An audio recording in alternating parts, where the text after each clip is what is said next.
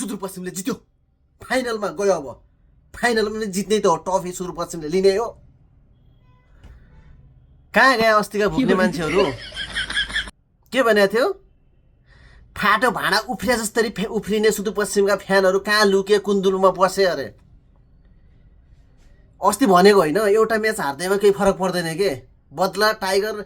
घाइते बाघले दोबारा कसरी झम्टिन्छ भने थाहा छ नि आजको गेममा अरे 80 रन पनि बनाउन दिएन कहाँ लुक्या साथीहरू गेम हो हारजित हुन्छ मैले भनेको थिएँ राम्रो खेल्यो भने राम्रो फिल्डिङ राम्रो बोलिङ गर्यो भने गेम जित्न पनि सकिन्छ नत्र हार्न पनि सकिन्छ यत्रो बिल्ला हान्यो ओहो हाम्रो यो सुदूरपश्चिम रोयल्सको क्याप्टन टाइगरको त चाहिँ 1 ओभरमा 30 रन हान्यो भने दुनियाँको बिल्ला गराइदियो आज देखेनौ त्यही टाइगरले हो अल आउट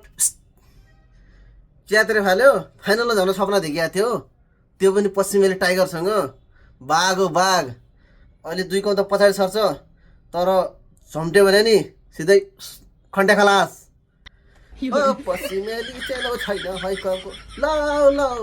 रेशमको आयो पश्चिमेली बाघ आयो